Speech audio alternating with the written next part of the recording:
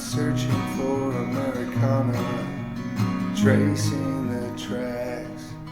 What is it really causing all these heart attacks?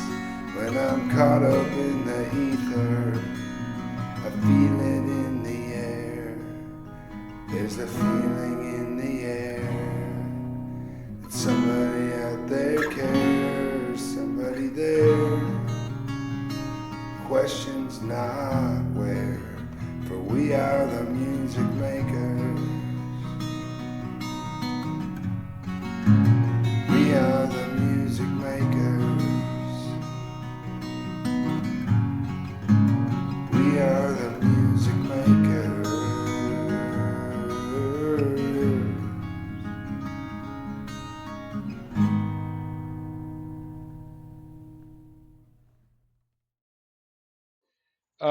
Alrighty. Make sure we're all set up here. We look like a couple of sports broadcasters. Yeah. Look at us. Who'd have thought? All right. Like backups of backups. Backups for the backups. Hello and welcome to Americana at Large. I'm your host, Sean McLaughlin. Kyle Thompson, my co-host, is back for this episode. How are you doing, buddy? Don't leave me Doing hanging, great. brother. Grateful. Kyle. Thanks for having me. Kyle. I'm right here. Hey. Oh. Good to see you, man. He's back from work, everybody. It's good to have you back, bud. I didn't mean to leave you hanging. It's okay, man. It happens, bro. Today, our guest is the one and only Bob Kriva. How are you, Bob? I'm great. How are you guys doing? Doing great. Doing great. Bob's independent. Robert Kriva, also known as Bob, has an independent tape and digital label known as Outcast Tape Infirmary. He has been a staple of the modern underground lo-fi, post-rock, punk, and indie scene. That's kind of what I came up with there. It's always fun to describe genres and such. When he is not signing artists and bands who seek to have their work found, he has been a, quote, purveyor of the finest post-house pianotronica since 2009, under the moniker Kriva. I first heard about Outcast Tape Infirmary in 2022 or thereabouts, around the time that my personal favorite band, Me Without You, amicably dissipated, for lack of a better term. In their words, they never existed in the first place. But that is a whole other story. Bob, through his label, spread word via Twitter and other socials about a covers compilation for this beloved band.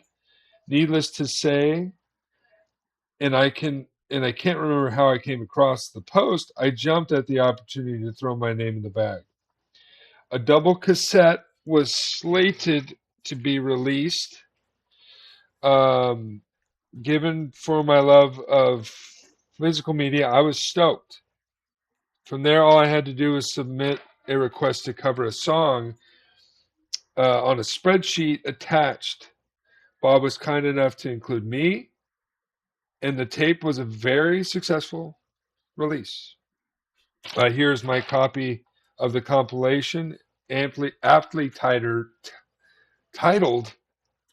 Torches Together.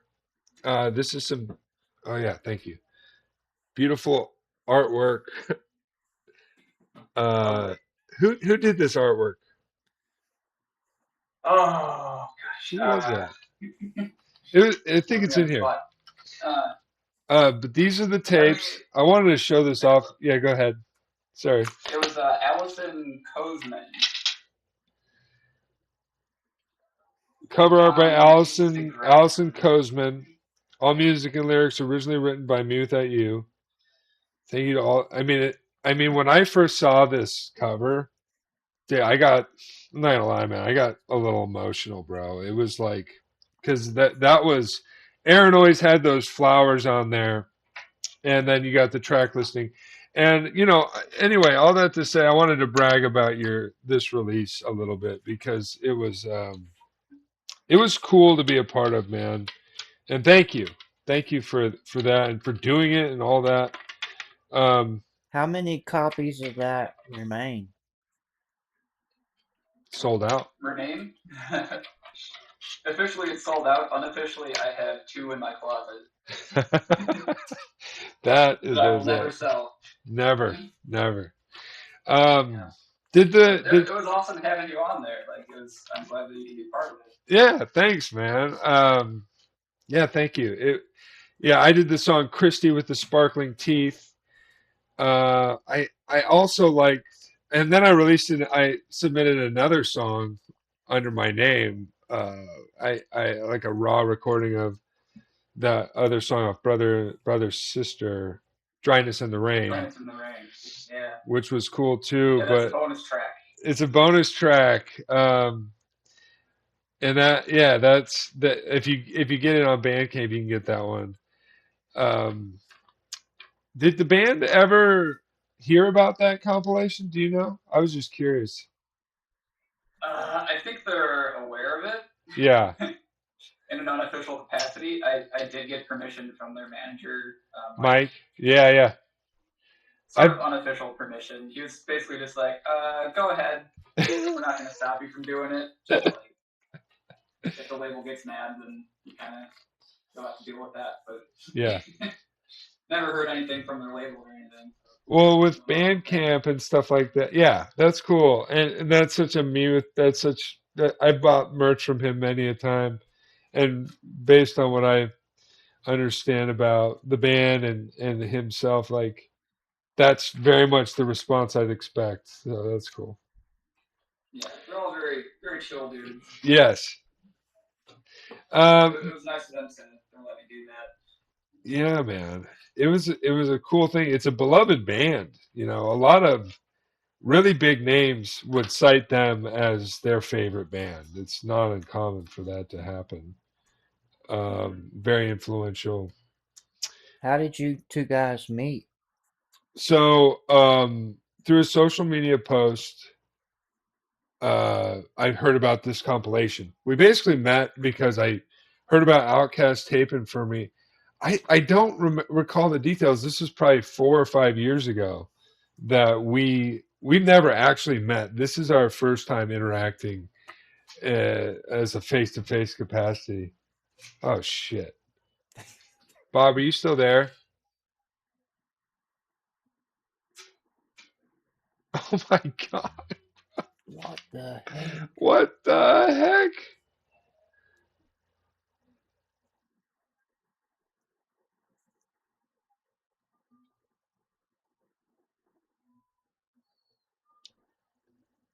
Bro, wait, did I run out of space on my PC? No.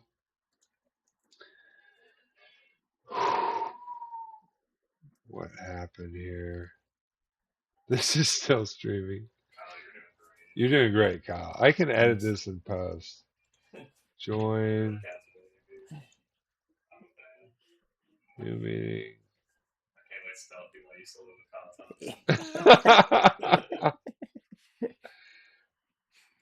Your autograph's gonna be worth some money one day.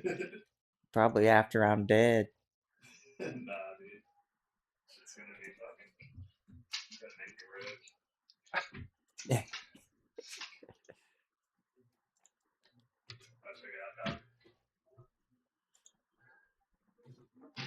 Where'd you get that? It looks just like mine. It's the Flip 5. That's what I've got. You recommended it. Where'd you get it? Amazon. How'd you get it so fast? Amazon Prime. You ordered it last night? Dang, that's fast. I tried the Google Nest that I found, but it's not compatible with my computer. We can link ours together and like have a house party. Like music upstairs, music downstairs. I think you have to play the same music though. The audio for the Bob, go ahead. Let me make sure I hear you. you hear me? Oh my God, yes, I can. That's good. Good. Okay. So it's still recording on OBS. I can edit all that. The Zoom recording, Dropped. yeah, the Zoom recording just stopped, so I had to convert it. All right, Technology's not to be trusted. not to be trusted. Truer words, my friend. Yes. That was your show. I'm sorry. No, you're good. The that brings us to the fact that you have, by my count, 56 releases on the label's Bandcamp site. Is that right? Something like that? I counted them. That sounds right. I don't think I've ever actually counted. So by my count, 56 releases on Outcast Tape Infirmary's Bandcamp site. So Bob is prolific in what he does, to say the least. And most importantly, his motto is people over profit. And today, you and I both will be finding out a bit more about the man himself. So I have a stuff. We've had a lot of communication and a few collaborations. We've never met in person, but today we are actually talking. What is going on in your world at the moment, man? A whole lot, actually. Got a lot of label stuff going on. So today I actually announced a new release. I saw you did Right shorts. here. You just did a shorts compilation and a covers compilation, right? Yeah. So we just did the shorts. That came out, I think, 2 weeks ago, and I just mailed these out a couple days nice. ago. Oh, wow. Particular print covers. So You it did, kind of changes. You did a CD release. Nice. Yeah. I think I was on volume. Super fun to make. Nice. You just mailed them out. Awesome. Yep. And today we announced an album from Life on Island, which is very good. It's kind of like sort of like fuzzy, like indie rock pop kind of stuff. Like Mitski, like bedroom pop, phones with chords type stuff. A little more electric. Cool. But yeah. And then we just did a split with Joe the Band and Angelhead. Oh, nice. Came out last Friday. Congratulations. Queued up for you. I like that title. Congratulations. And then the band Zur, which I love this album. It's so good. It's kind of like, how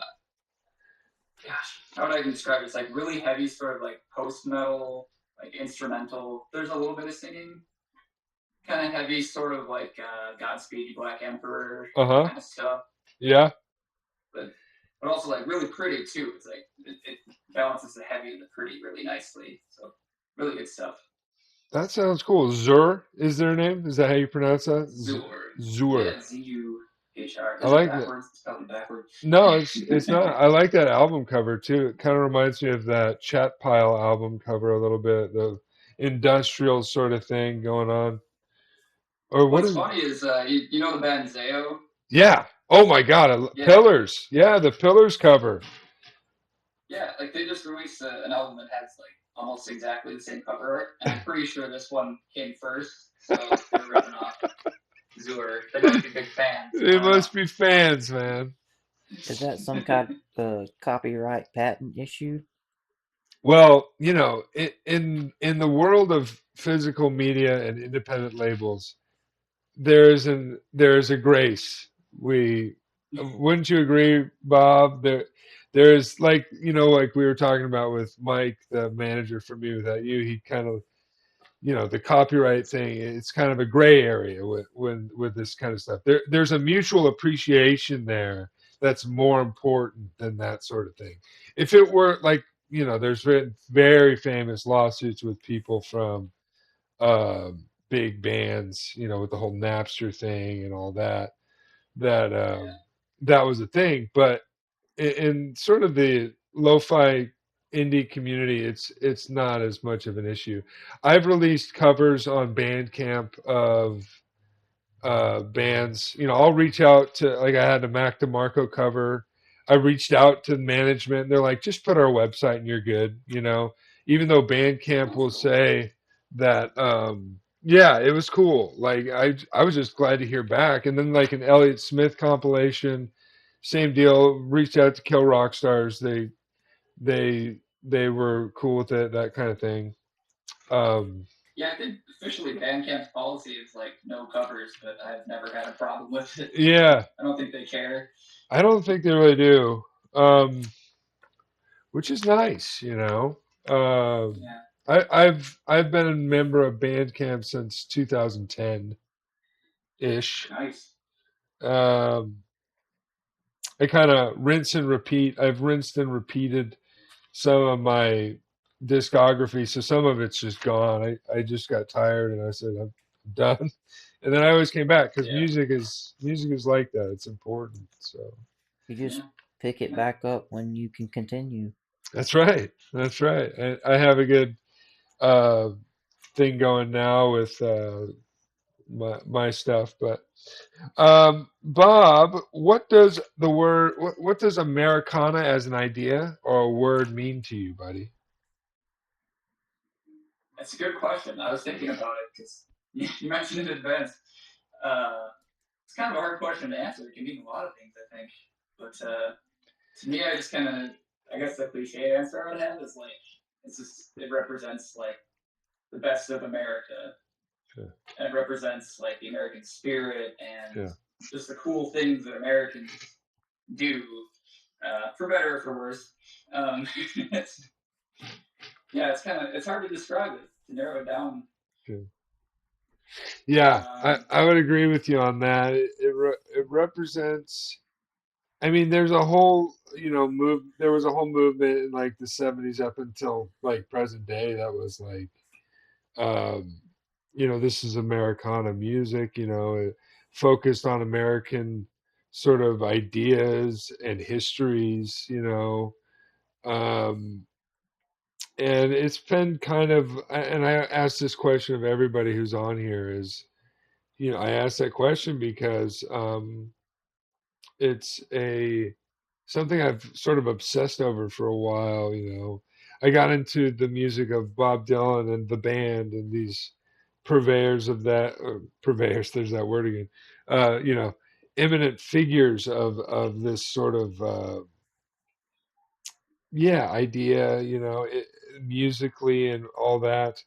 So, It's funny that you mentioned that because when you say Americana, I immediately think of like Woody Guthrie with his guitar, oh, killing absolutely. fascists, you know. Yes. Yeah. Yeah. Woody Guthrie, man. Leadbelly, Robert Johnson, right? These are blues guys, but they embody that. There's a gal named Judy Sill. Have you heard of Judy Sill? I'm not. From the 70s. I would encourage you to check out her music. She passed younger, but she was a brilliant songwriter. Her her song "Jesus Was a Crossmaker" is absolutely astounding. It'll be good. I think you should check that out. What was her name? Judy with two E's. Judy. Judy with two E's. And then sill like windowsill. That's a unique spelling. Okay. Yeah. I'll check her out. Yeah, check it out, man. I don't know why I always recommend that particular artist. There's artists that you're just like, oh, by the way, check them out when you get a chance. Sometimes you hear music and you're like, I want you to hear this. It's meant a lot to me. Which brings me to one of my other questions. What is I was going to ask this last, but since we're on the topic of this in a way, what does success look like? What does that look like as for an artist, for a label owner? What does that entail in your mind? Yeah, I think that kind of depends on the person. I think generally, like for myself, like success is just, did I do that thing that I wanted to do? Did I do my best at it? That's a success. That Even if is, it's not like financially successful or if a million people don't listen to it, like just the fact that you went out there and you did something, yeah, to me, that's enough. brother. It's good to hear you say that. Kyle, what are your thoughts on that? I agree. It depends on who you ask. You ask 10 different people to define success, you're bound to get 10 different answers. But I like what Bob said is, and my thoughts are, you know, if I set a goal, I accomplish that goal, and in doing so, I'm happy with myself and happy with the people that were around me that were involved at the end of the day, then I would consider it success also. I would agree. I agree with everything you guys said. I think if you have an idea and you set out to do that, even if it doesn't turn out the way you want to, even if you don't release it, that is success right there. And I'm Yeah. one of the people who really um, hits that message home is a guy named Matt Farley, who has a book called The Moturn Method. And basically, it's just about nonstop creativity. And Matt, I've met Matt, and he routinely puts his phone number out in songs, so he knows any one of his fans can call him at any given moment. Like Mike Jones. Like who? Mike Jones, he was a rapper in the early 2000s. Mike Jones, It's always giving out his phone number. like a hype man. That's great. When did Outcast start, bud? It started officially in 2021, just as a way for me to release my own music, because I wanted to have sort of a veneer of like, ooh, I'm on a record label. Yeah. It was like, it was my own label. That's yeah, and then I yeah. I was like, all right, I gotta turn this into like a full blown label. It's something I always wanted to do, like ever since I was like in high school, really. Yeah. I was like, what better time than now? It was in the middle of the pandemic, nothing was going on. I think a lot of labels started that way. Yeah, and that's the DIY kind of punk ethos for you. The that and I share those sentiments wholeheartedly. I haven't been as successful with my label Stone Steps Records, but that is the idea. And I'm successful in that way because I'm able to release my own music, and there are other people who I can do that, but I'm just that want to do that, and there's interest. It's very much ground floor, but now I'm doing this show, and this airs on local television and YouTube. Success, man! I can't believe it actually happened. It's That's really cool. Can you talk about how you got that going? Yeah, like okay, so I'll give you some insight into that. What happened was I was on Facebook, right? And I've always been, honestly, this idea came to me years ago. I should just start a public access show, PBS, growing up watching that and all the, local government shows and the crazy people who come into City Hall and stuff like that. I can't curse on this show, by the way. I forgot about that. It's frowned upon. It's frowned upon, yeah. Sorry, Dan. Dan O'Connell's the man, dude. He runs the programming here in Dixon, Tennessee. So I saw this clip of Dwight Yoakam, the LA country artist, Americana, by the way. Talk about that. Him and some other guys were on this show called Art Fine's Poker Party.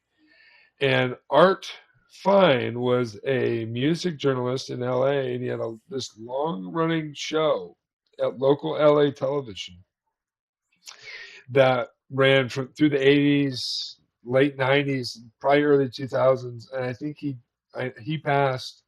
He was older, I think, but that show had guests like Brian Wilson, Reverend Horton Heat, big names, and I watched one full episode. It was the Dwight Yoakam one after I saw that clip, and I was laughing hysterically. My friend Josh was in there. Were you there when we were watching that? Art Finds Poker Party, where it's given it's given the labels under their names, and it's like hungry, like Dwight Yoakam, hungry, and then one guy is like very tired. It's just really simple humor that really gets me because it's avant-garde in a way. And so I said, what does it take to get on Dixon Public Access? And so I basically just I did a little research, and it said apply with City Hall. And so I did that, and they responded. And then I've documented the journey we've had. Have you seen some of the sketches Kyle and I have done on Instagram? I've seen some of your YouTube videos. Oh, nice. I don't know Yeah. about the sketches. So we documented everything leading up to this. It started with uh, me unboxing this desk right here from my computer. Kyle and I, I just had this idea to do an unboxing video, and it was just sheer chaos and hilarity. Doing false advertisement and stuff like that. Nice. And so that kind of got the ball rolling because everybody saw the post and was like, "That is the funniest stuff." So it kind of, boosted our confidence a little bit, and then I applied, and they got back to me, and they're like, "We'd love to have you come to the city hall meeting in the mayor's conference room." So we went to that, filmed that whole meeting. They approved it eventually, and here we are. Every Wednesday, Friday, and Sunday from 9 to 9:30 p.m. An episode from this show airs on Channel 19 in Dixon. So I don't know who's watching local TV nowadays, but just in case, I still post it online because I love doing it. It's fun. Yeah. Well, that's cool. I'm glad you're keeping that alive. And public access is kind of a lost art these days, but I remember watching it as a kid, and you never know what you're gonna turn on. Yeah, yeah. I lived in Minnesota for a long time. There was this guy that lived up there. He had a show called Mike Nastics, where it was just like this guy in his backyard just doing gymnastics. That was the whole show. It was amazing. It was fantastic. That's fantastic. I love that, dude. It's so simple. The format, fine tuning it has been a great success. I have a little intro song, just a snippet of one of my songs that I wrote years ago called Searching for Americana, and I'm like, well, that's very serendipitous. The show's called Americana at Large. So this has been a very cool endeavor. Now, you started your electronic or pianotronica band in 09, Kriva, right? Mm-hmm. What is pianotronica? Or is that just kind of tongue-in-cheek? What isn't pianotronica? Dude, nice. Good answer. Yeah, it's I don't know. I don't know how much of my music you listen to, if any of it, but it's like I've heard really snippets. It's been a minute, but yeah. It doesn't really fit any specific genre, so I just thought, like, what's the stupidest name I can come up with to describe the music? That's it. I used to do stand-up comedy open mics, and I'd refer to myself as an avant-garde humorist instead of comedian because, Nice. yeah, it's the same sort of idea in my mind. This sort of coming up with a name for something that is unique to yourself. Like so pianotronic. I like that. So you play? When did you start playing piano? Oh gosh. Well, I actually took lessons for a couple of years when I was like a kid, like 9 or 10 years old, and I absolutely hated it. Yeah. Like, not interested in it. I didn't like practicing. Yeah. And then I just kind of forgot about it for a long time, and then it was in college. I was like driving around with my friends, and I saw this like crappy old Casio keyboard just sitting on the curb. Yeah. I'm like, hey, a keyboard. We should probably pick that up. Just we need for that. no reason. And then, yeah, and I just started messing around with it and making weird noises and recording them, and everything just kind of spiraled out from there. Hell yeah, man. Came full circle.